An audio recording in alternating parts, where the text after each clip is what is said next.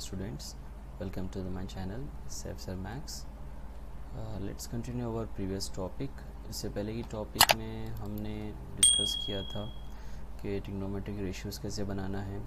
उसके बाद एक हेक्सागोन के एग्जांपल से मैंने आप लोगों को बताया था कि भाई एक हेक्सागोन से आप उसके जो रेस्पेक्टिव साइड्स है जो हमेशा बच्चों को प्रॉब्लम फेस करना पड़ता है, जिसके अंदर ये वाले साइन ए का इसका रेसिप्रोकल ऑफ कॉस ए होता है, कॉस सेकेंड का साइन होता है। ये वैल्यूज़ बहुत डिफ़िकल्ट होता है बच्चों को हमेशा 4 मार्क के आंसर्स में इम्प्लीमेंट करने के लिए, ठीक है। उसके बाद फिर हमने सीखा था कॉम्प्लीमेंट्री एंगल्स। ये भी हम सेम हेक्सागोन से ही हमने सीखा था कि भाई एक हेक्सागोन से आप कैसा पूरा कॉम्प्लीमेंट्री एंगल्स बना सकते हो आप, ठीक है। तो क्योंकि मैंने कहा था कि 2 वीडियोस में मैं अपना पूरा कॉन्सेप्ट कवर कर लूँगा, बट ये पॉसिबल नहीं हुआ। तो आज थर्ड वीडियो 3 पार्ट्स में हम पूरा कम्प्लीमेंट्री मतलब पूरा ट्रिग्नोमेट्री के पूरे फॉर्मूलास हम कंप्लीट कर लेंगे। तो आज जो हमारा थर्ड रहने वाला है वो है आइडेंटिटीज़, ट्रिग्नोमेट्रिक आइडेंटिटीज़, ठीक है। अब ये आइडेंटिटीज़ में मैं आपको क्या एक हेक्सागोन से ही बताऊंगा ताकि आपको बहुत इजी हो जाए समझने के लिए। आइडेंटिटीज़ हमेशा फेस करना पड़ता है बच्चों को प्रॉब्लम, क्योंकि ये आइडेंटिटीज़ याद नहीं होते हैं, ठीक है। तो मैं इसको पेंट में ओपन कर रहा हूँ। तो ये हमारा कल का डायग्राम था, राइट। तो अब मैं इसमें से क्या करूँगा, ये एरो मार्क्स को हटा दूँगा यहाँ से,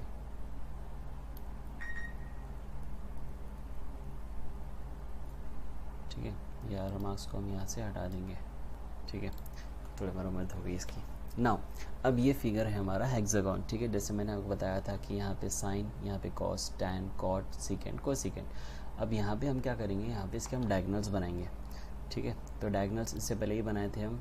साइन कोसेक को लगेगा, उसी तरह कॉस क्या होगा, सीकेंड को लगेगा, ठीक है। उसी तरह टैन क्या होगा, कॉट को लगेगा, ठीक है। एक्चुअली सेंटर में आना चाहिए, मैं इसको सेंटर डार्क कर देता हूँ मैं थोड़ा इसका, ताकि मालूम ना हो, ठीक है भाई। तो ये आपके हो गए। नाउ अब यहाँ पर करना क्या है भाई, तो यहाँ पर हमें एक क्लॉकवाइज चलना है। समझो ये जो बीच का आपका सेंटर है, ठीक है, ये जो आपका बीच का जो सेंटर है, इसकी वैल्यू मैं लेता हूँ 1। इसकी वैल्यू मैं क्या लूँगा, इसकी मैं वैल्यू रख रहा हूँ 1, ठीक है।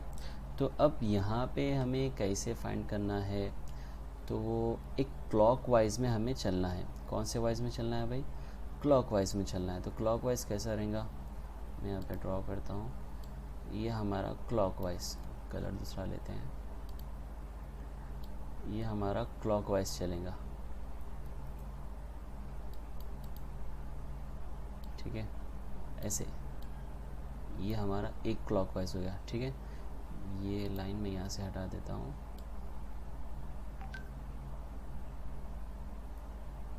ठीक है। और यहाँ भी हम कैसे चलेंगे, सॉरी ये लाइन रखना पड़ेगा। यहाँ भी हम किस में चलेंगे, क्लॉकवाइज में चलेंगे। कौन से वाइज में चलेंगे, क्लॉकवाइज में चलेंगे, ठीक है। तो साइन कॉस एक क्लॉकवाइज हो जाएगा, कॉट कोसेकेंड एक क्लॉकवाइज हो जाएगा, और यहाँ पर भी हम कैसे चलेंगे, क्लॉकवाइज में चलेंगे, ठीक है। टैन और सीकेंड भी क्लॉकवाइज में चलेगा। Is it okay to everyone, let's see how. तो मैं अब इसको कॉपी करने वाला हूँ,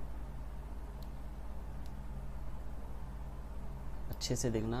तीनों में भी हम किस में चलने वाले हैं, क्लॉकवाइज में ही चलने वाले हैं, ओके। अच्छे से याद रखना है आपको। So let's take this on the screen.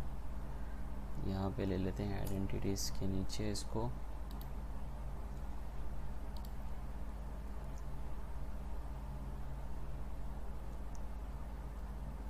उसको मैंने डेस्कटॉप पे सेव किया है। ये रहा हमारा फिगर, ठीक है।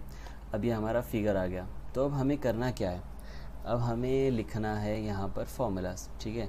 तो कैसे लिखेंगे फॉर्मूलाज, तो इट्स वेरी सिंपल, बहुत इजी है। तो हमारा फर्स्ट फॉर्मूला जो फर्स्ट आइडेंटिटी है वो हमारी रहेंगी, यहाँ पे मैं लिखने वाला हूँ फर्स्ट, ओके।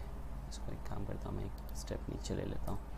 तो फर्स्ट आइडेंटिटी जो हमारी रहेंगी वो है भाई, फर्स्ट क्लॉकवाइज कौन है, साइन ए है, कॉस ए है, और क्या है 1 है। तो यहाँ पे हम फॉर्मूला लिखेंगे साइन स्क्वायर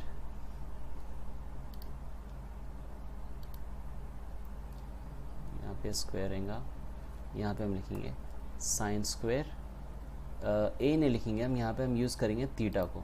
किसको यूज़ करेंगे हम यहाँ पर? थीटा को यूज़ करेंगे, ठीक है, क्योंकि हम परफेक्ट आइडेंटिटी बनाना चाह रहे हैं हमारी। या आप ए भी लेंगे तो चलेगा, बट मैं एक आइडेंटिटी बना रहा हूँ, इसलिए मैं इसको क्या करूँगा कि भाई थीटा लूँगा, ठीक है। तो sine square theta plus sine square के बाद कौन है? Cos square theta. तो यहाँ पे हम लिखेंगे कॉस स्क्वायर थीटा, यहाँ हमने लिख दिया कॉस स्क्वायर थीटा।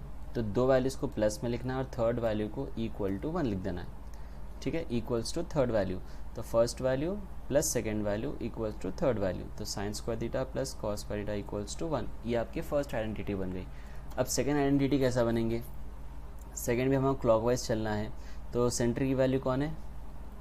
1 है, 1 स्क्वायर 1 होगा, प्लस अब क्या लिखेंगे आप? सेकेंड वैल्यू कौन आएंगी? 1, then cot square theta, cot square theta. तो यहाँ पे आप लिखेंगे क्या? Cot square theta equals to क्या लिखेंगे आप? थर्ड वैल्यू कौन है आपकी? कोसिकेंट। तो अब यहाँ पे क्या लिखेंगे? Cosec equals to cosecant square theta. समझ में आ गया आपको? तीनों वैल्यूज़ को भी स्क्वायरिंग करना है, बट स्टार्टिंग के दो वैल्यूज़ को सम में लिखना है और थर्ड वैल्यू क्या लिखना है? इक्वल में, स्क्वायर में लिखना है।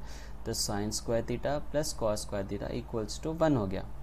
अब सेकेंड साइकिल में क्या हो गया? 1 हो गया plus cot square theta equals to cosecant square theta, ठीक है ना। अब यहाँ पे थर्ड वन कैसा लिखेंगे आप?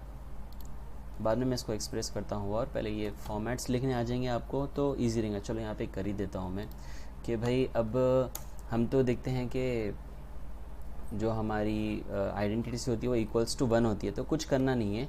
जो आपकी कॉट स्क्वायर थीटा वैल्यू है वो लेफ्ट हैंड साइड है, उसको आप क्या करेंगे? राइट हैंड साइड सेट कर देंगे, राइट हैंड साइड भेज देंगे। तो क्या हो जाएगा? ये बहुत सिंपल हो जाएगा। कैसा हो जाएगा कि भाई ये आपका कोसिकेंट स्क्वायर थीटा है, कोसिकेंट स्क्वायर थीटा है ना ऑलरेडी RHS में, और प्लस कॉट स्क्वायर थीटा इधर आ जाएगा तो क्या हो जाएगा? वो हो जाएगा minus cot square theta, right. तो ये आपका हो गया माइनस कॉट स्क्वायर थीटा, और इक्वल्स टू आप क्या लिखेंगे यहाँ पर? 1 लिखेंगे, ठीक है। तो ये आपकी सेकेंड आइडेंटिटी बन गई। अब उसी तरह थर्ड आइडेंटिटी मुझे बनानी है, तो थर्ड आइडेंटिटी कैसा बनेंगे? फिर क्लॉकवाइज। तो आप लिखेंगे पहले tan है यहाँ पर, तो आप लिखेंगे tan स्क्वायर थीटा, फिर आप लिखेंगे क्या? प्लस 1, ठीक है, ये फर्स्ट है। सेकेंड, अब ये थर्ड वैल्यू आ रही, इक्वल्स टू थर्ड वैल्यू कौन है आपकी? Secant square theta. तो यहाँ पर आप क्या लिखेंगे? सीकेंट स्क्वायर थीटा, ठीक है। चलिए इसकी भी वैसे ही वैल्यू कर लेते हैं हम।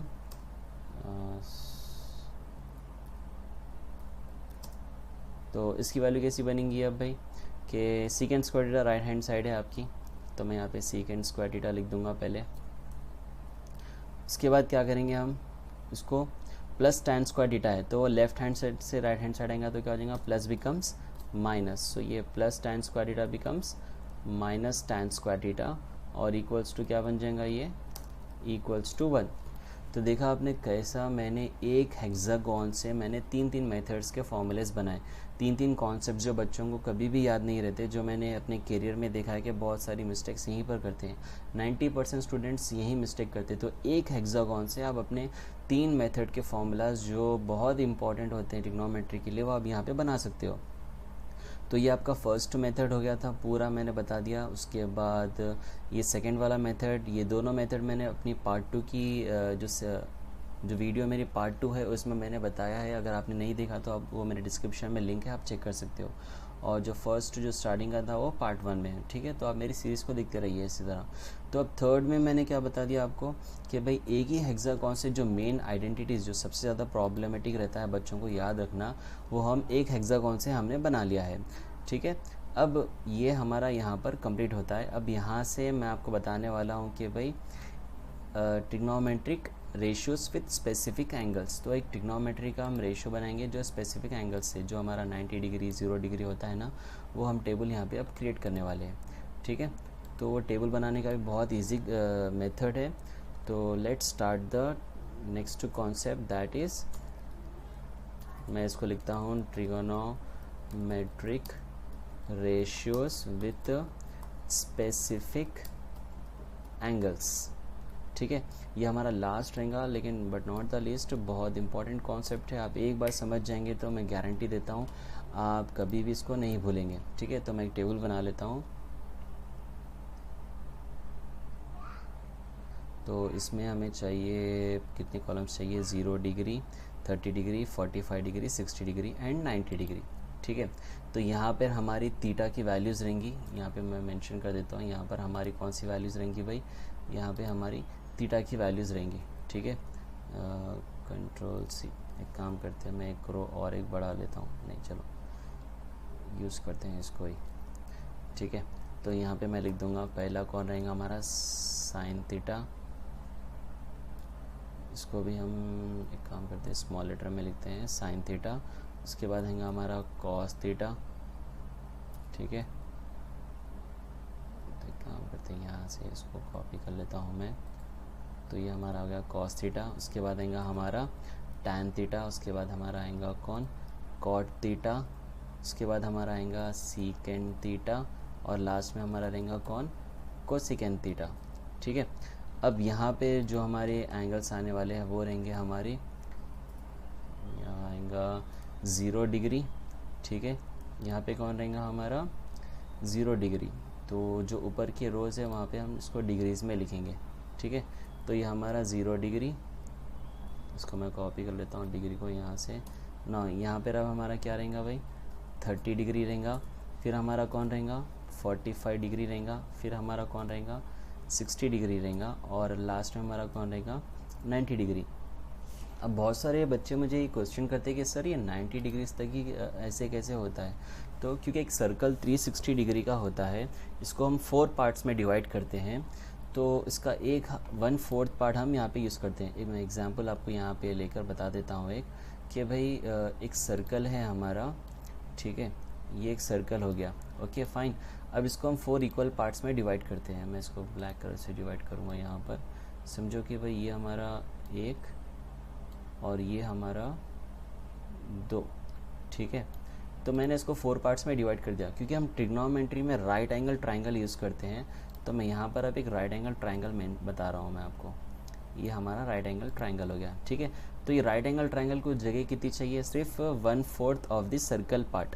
क्योंकि सर्कल 360 डिग्री का होता है, तो इसका 1/4 पार्ट कितना डिग्री का होगा, एग्जैक्टली 90 डिग्री का होगा। इसलिए हम इसको डिनोट करते हैं 0 to 90 डिग्री। तो मैं यहाँ लिख देता हूँ, ये हमारा 0 डिग्री। ठीक है, और ये हमारा यहाँ पे क्या रहेगा 90 डिग्री। ठीक है, ये हमारा 0 to, इसको थोड़ा और मैं खींच लेता हूँ, 0 डिग्री to 90 डिग्री। ठीक है, अब ये 0 to 90 डिग्री के बीच में पूरा हमारा प्रॉब्लम सॉल्विंग रहेगा। ठीक है, तो ये भी मैं आपको दे देता हूँ यहाँ पर, ताकि आप लोगों को और अच्छे से समझ में आ जाए। मैं इसको सेव कर लेता हूँ, लेट्स टेक हियर। तो it will be also help you to understand well. तो आपका जो माइंड में डाउट रहेगा कि सर ये क्यों होता है, तो ये मैंने डाउट आपको ये सर्कल से क्लियर कर दिया। ठीक है, अब यहाँ पे करना क्या है, मैं एक बहुत इजी एक मेथड बताने वाला हूँ कि भाई आपको क्या करना है, यहाँ से आपको एक स्टेप सीखना है जो मैं आपको बताने वाला हूँ। ठीक है, तो आप यहाँ पे क्या लिखिए, यहाँ पे आप लिखिए 0।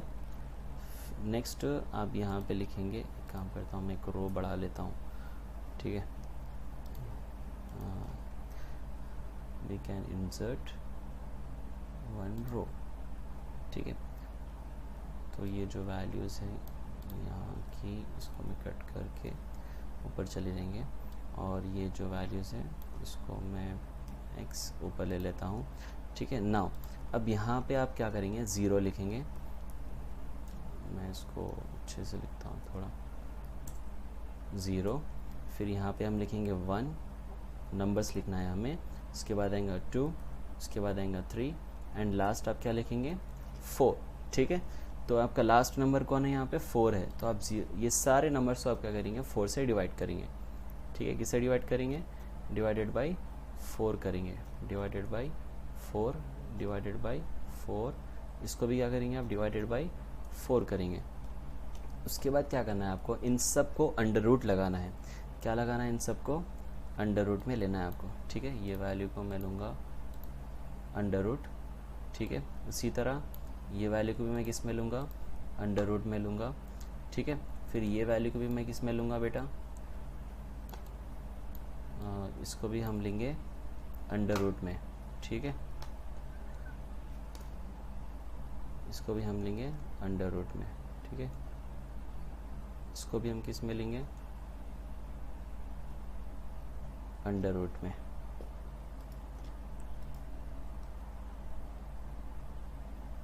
ना उसी तरह ये वैल्यूज़ को भी हम किस में लेंगे,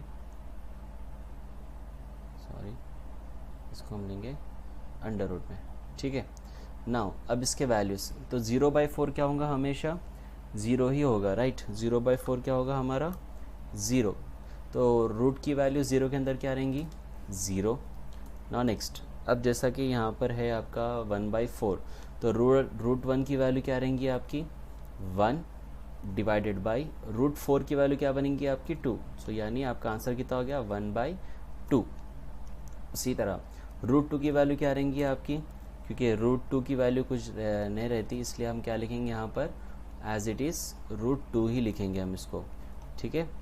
नाउ रूट 2, इसके बाद डिवाइडेड बाई, नीचे 4 है तो रूट 4 की वैल्यू क्या रहेंगी भाई, यहाँ पर 2 रहेंगी, राइट।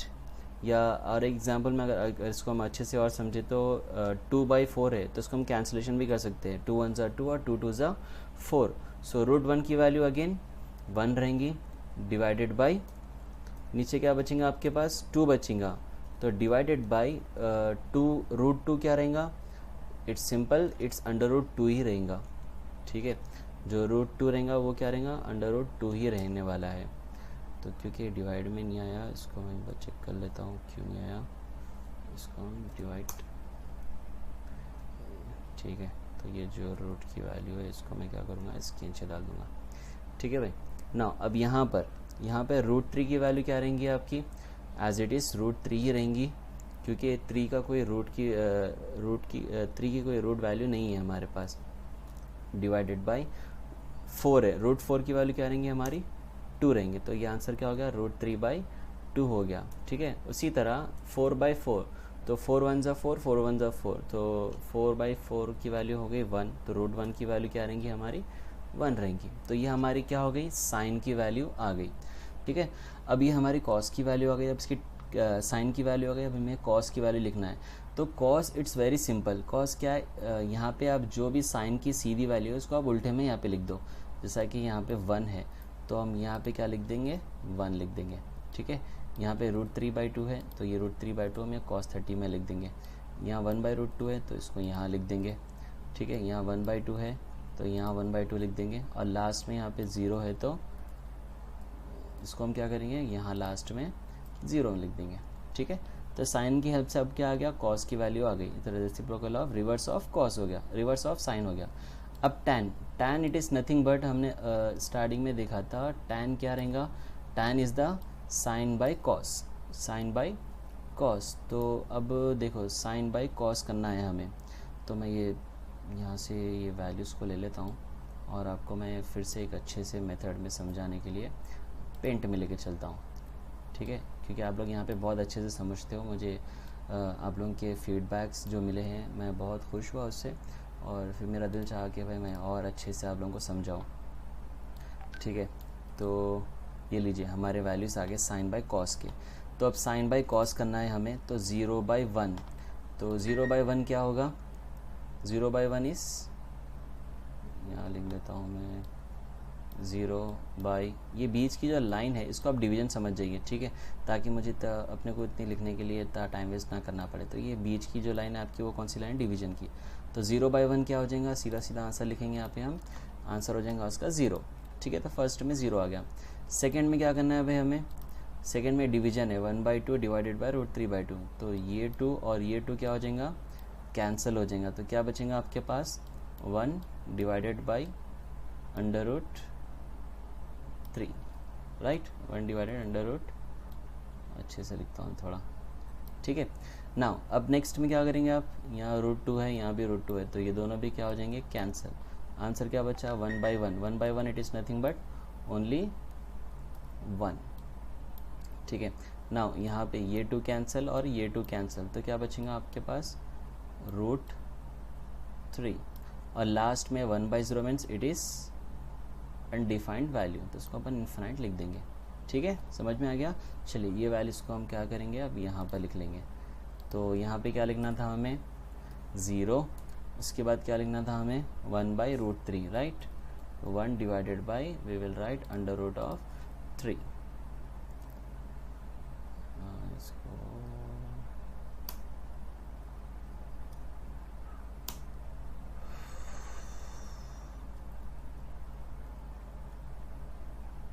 थोड़ा मैथमेटिक्स सिस्टम में करना थोड़ा कॉम्प्लेक्स होता है, और क्योंकि लॉकडाउन चल रहा है तो ओके फाइन। सो अब इसकी थर्ड वैल्यू हमने क्या देखी थी, 1 देखी थी, और यहाँ पे जो हमने देखी थी √3, और लास्ट में जो हमारी वैल्यू थी वो थी अनडिफाइंड। ठीक है, तो अनडिफाइंड का सिंबल ये रहा, तो हम इसको ब्रैकेट में भी लिख देता हूँ मैं ताकि आपको समझ में आ जाए, अनडिफाइंड वैल्यू। ठीक है, नाउ अब कॉट लिखना है। कॉट क्या रहेगा भाई, इसका उल्टा। जैसे कॉस में हमने लिखा था कि साइन का उल्टा, इसी तरह हम यहाँ पे क्या लिखेंगे, कॉस का उल्टा। तो ये अनडिफाइंड कहाँ आ जाएगा आपका, यहाँ पर आ जाएगा। ये आपकी √3 कहाँ आ जाएंगी, सॉरी, ये आपकी √3 कहाँ आ जाएंगी, यहाँ पर आ जाएंगी। ये 1 कहाँ आ जाएगा, यहाँ पर आ जाएगा सॉरी। अच्छा, अब ये 1/√3 कहाँ आएगा आपका, ये 1/√3 यहाँ पर आ जाएगा, और ये जो 0 है tan का फर्स्ट, ये कहाँ आ जाएगा, लास्ट में आ जाएगा। ठीक है, अब क्या लिखना है हमें, सीकेंड एंड कोसीकेंड। तो सीकेंड मैंने बताया था, सीकेंड क्या रहेगा हमारा, सीकेंड is the reciprocal of cos, यानी कॉस की जो भी वैल्यू है उसको हम उल्टे में लिखेंगे। तो अब कॉस की वैल्यू देखो यहाँ पे 1 का रेसिप्रोकल क्या होगा, हमेशा 1 ही होगा। ठीक है, उसके बाद क्या है, √3/2 है, तो इसका रेसिप्रोकल क्या हो जाएगा, 2/√3। क्या हो जाएगा इसका, 2/√3।